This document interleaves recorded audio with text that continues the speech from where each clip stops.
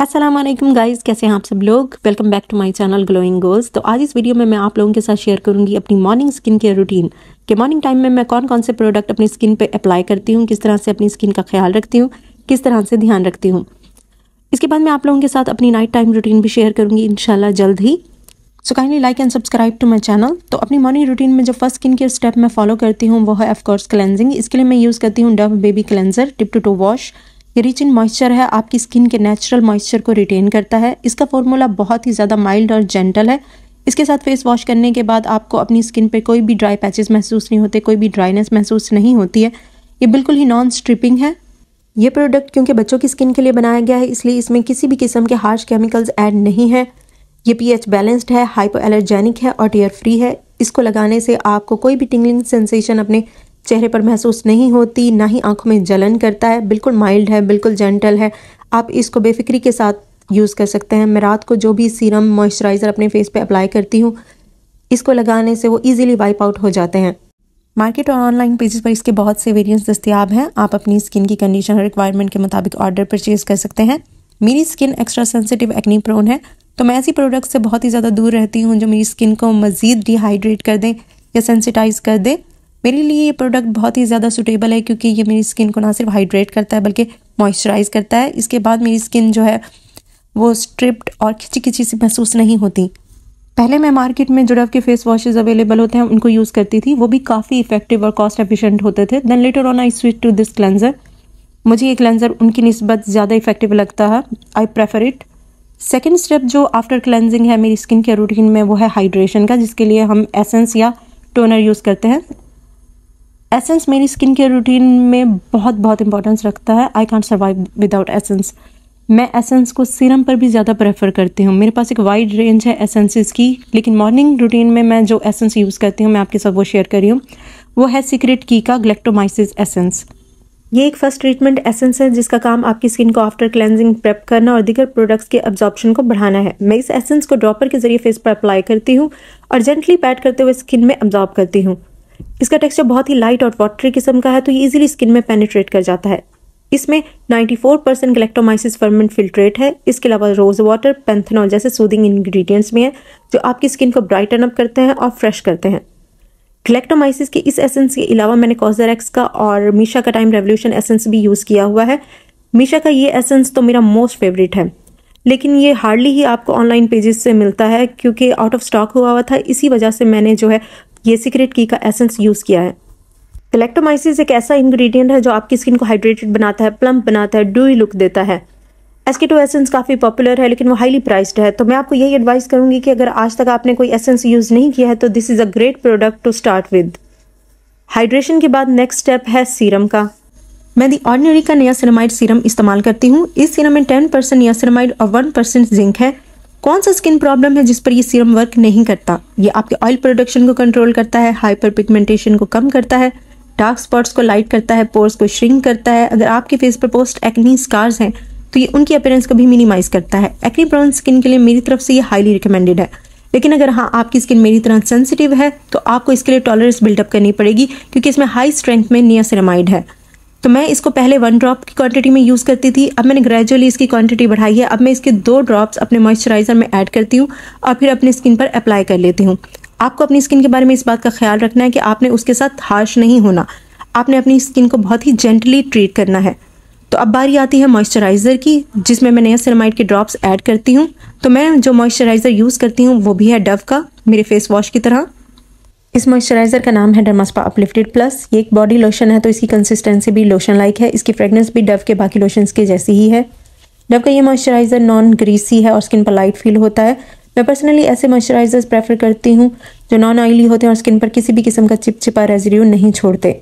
इस पर मेंशन है कि ये फॉर ऑल स्किन टाइप है, कॉम्बो ऑयली एंड ड्राई सभी स्किन वाले इसको यूज़ कर सकते हैं। ये बहुत ही ज़्यादा इकोनॉमिक है। एक अच्छा मॉइस्चराइज़र आपकी स्किन के लिए बहुत ही ज़्यादा ज़रूरी होता है to lock up all the hydration.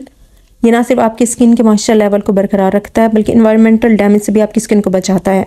Anti ageing होता है, इलास्टिसिटी और फर्मनेस को बरकरार रखता है। ये एक प्रोटेक्टिव लेयर बना देता है आपकी स्किन पर जो एक बैरियर का काम करती है। तो आपकी स्किन कितनी ही ऑयली या ग्रीसी क्यों ना हो, आपने ये स्टेप मॉइस्चराइजेशन का हरगिज़ स्किप नहीं करना है। मॉइस्चराइजर के बाद नेक्स्ट स्टेप है सनब्लॉक का, which is another very important necessary step of skin care routine. तो मैं जो सन ब्लॉक यूज़ करती हूँ वो है स्किन एक्वा का moisturising serum, unique hydrating and rejuvenating formula. इसमें है SPF 27 PA++। पता नहीं कितने सन ब्लॉक यूज़ करने के बाद now I have stick to this sunblock, वो भी सिर्फ इंडोर के लिए, क्योंकि SPF 27 आउटडोर के लिए टोटली नाकाफ़ी है। इसकी बॉटल पर मेंशन है कि ये हाइपो एलर्जेनिक है, नॉन कम्यूटोजेनिक है और for all skin types and for all ages है। मेरा इस सन ब्लॉक लगाने का तरीका यह है कि मैं 2 फिंगर्स की मिकदार अपने चेहरे पर डॉट्स की सूरत में लगाती हूँ और फिर उसको जेंटली पैट करते हुए अपनी स्किन में एब्जॉर्ब कर लेती हूँ। मैं आपको ये बता दूं कि ये हल्की सी वाइट कास्ट छोड़ता है, जिसे मैं इसलिए इग्नोर कर देती हूँ कि ये वो चंद सन ब्लॉक्स में से है जो मुझे ब्रेकआउट्स नहीं देते हैं।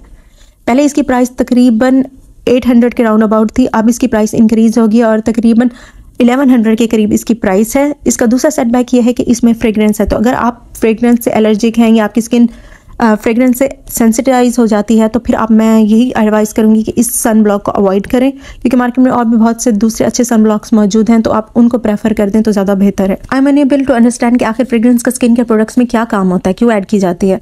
खैर वापस आती है इसकी खूबियों की तरफ, तो टाइटेनियम डाइऑक्साइड के अलावा इसमें वाइटल इंग्रेडिएंट्स जो मौजूद हैं वो है amino acid, hyaluronic acid, collagen, vitamin B3 यानी नियासिन और विटामिन C। तो ये 3 in 1 है, sunblock plus serum plus moisturiser. इसमें अमीनो एसिड हमारी स्किन को मॉइस्चराइज करता है, नॉरिश करता है। Hyaluronic acid as a barrier act करता है ताकि हमारी स्किन से वाटर लॉस ना हो। नियासिन और विटामिन C एंटीऑक्सीडेंट हैं जो हमारी स्किन को लाइटन अप करते हैं, फ्रेशन अप करते हैं। इसके अलावा कोलाजन हमारी डैमेज स्किन बैरियर को रिपेयर करता है, न्यू सेल्स की फॉर्मेशन को इंक्रीज़ करता है। तो मुझे ये सन ब्लॉक बहुत पसंद है। तो इसके अलावा भी कुछ सन ब्लॉक्स हैं जो मैं बहुत ज़्यादा लाइक करती हूँ। आउटडोर के लिए मैं कौन से सन ब्लॉक यूज़ करती हूँ वो भी इंशाल्लाह मैं आप लोगों से जल्दी शेयर करूँगी। तो अब आते हैं नेक्स्ट स्टेप की तरफ। स्किन केयर के इस नेक्स्ट स्टेप से वो लोग बहुत ही अच्छी तरह से रिलेट करेंगे जो इनके मेरी तरह से चैप्ड लिप्स रहते हैं, बहुत ही ड्राई लिप्स रहते हैं। तो ड्राई लिप्स और चैप्ड लिप्स के लिए सबसे बेहतरीन चीज़ क्या है? Of course Vaseline. तो मैं कोई बहुत ही ज़्यादा फैंसी किस्म के लिप बाम्स यूज़ नहीं करती हूँ, मैं सिंपल से वैसलीन को यूज़ करती हूँ। पर्सनली मेरा यही मानना है कि आपको एक्सपेंसिव किस्म के लिप ऑयल्स या लिप बाम्स पे पैसे खर्च करने की कोई ज़रूरत नहीं है। वैसलीन अपना काम बखूबी करता है, आपके चैप्ड लिप्स को, आपके ड्राई लिप्स को ये अच्छी तरह से हील कर देता है, मॉइस्चराइज कर देता है। अगर आपके पास एक्स्ट्रा मनी है भी तो उसको आप अपने सीरम पे खर्च कीजिए, अपने एसेंस पे खर्च कीजिए, अपने एम्प्यूल्स पे खर्च कीजिए। जहाँ पर आप पैसे बचा सकते हैं वहाँ पे आप अपना हाथ ज़रा हौला ही रखा कीजिए।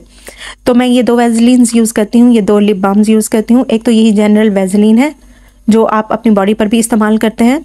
आई कीप री applying it several times a day. मैं दिन में आते जाते हुए इसको कई बार अपने लिप्स पर अप्लाई करती हूँ। इससे पूरा दिन ही मेरे लिप्स जो हैं वो वेल हाइड्रेटेड रहते हैं, वेल मॉइस्चराइज्ड रहते हैं। लेकिन अगर आपके लिप्स एक्स्ट्रा ड्राई हैं या एक्स्ट्रा चैप्ड हैं तो मैं ये वाला लिप बाम आपको रिकमेंड करूँगी।